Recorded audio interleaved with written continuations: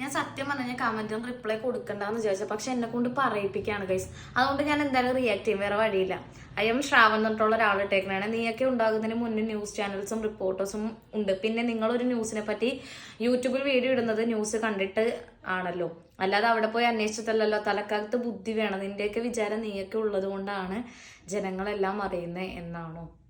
ഞാൻ നിന്നോടൊരു കാര്യം ചോദിക്കട്ടെ, നീ ജനിക്കുന്നതിന് മുമ്പ് നീ അറിഞ്ഞായിരുന്നു നീ ഒരു പാവപ്പെട്ട കുടുംബത്തിലേക്കാണ് അല്ലെങ്കിൽ ഒരു പണക്കാരന്റെ കുടുംബത്തിലേക്കാണ് വരാൻ പോകുന്നത്? നീ അതൊന്നും അറിഞ്ഞിട്ടല്ലല്ലോ ഈ ഭൂമിയിലേക്ക് വന്നത്.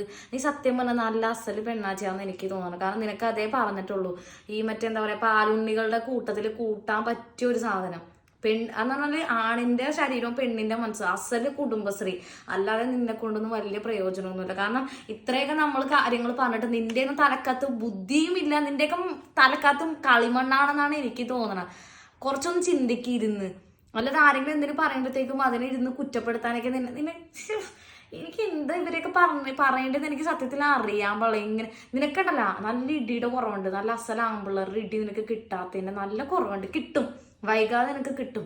അങ്ങനെ എന്നെ ഇഷ്ടപ്പെടുന്ന ആളുകൾ പോയിട്ട് ഈ ഒരു പേര് പറഞ്ഞിട്ടൊന്നും ഇരിക്കല്ലേടാ. കാരണം ഓൾറെഡി എനിക്ക് ഈ ഒരു മുല്ലപ്പെരിയാറിന്റെ ഒരു വിഷയം പറഞ്ഞിപ്പം കുറെ വരുന്നുണ്ട്. അതുകൊണ്ടിട്ടാണ്. അപ്പോൾ നിങ്ങൾ ചെയ്യാതിരിക്കണ ഭേദം. കാരണം അവനിപ്പോൾ പിടിച്ചത് നമ്മുടെ കൈ നാറും. അതുകൊണ്ടിട്ട് ഞാൻ പറഞ്ഞത് ഇവന് വേറെ വഴി, ഇവന് എനിക്ക് തോന്നുന്നു വേറെ വഴി ചിലപ്പോൾ ഇടി വരാൻ നല്ല ചാൻസ് ഉണ്ട്. നീ നോക്കിയും കണ്ട് നിന്നു, മിക്കവാറും കിട്ടും നാട്ടുകാരുടെ നിന്ന്.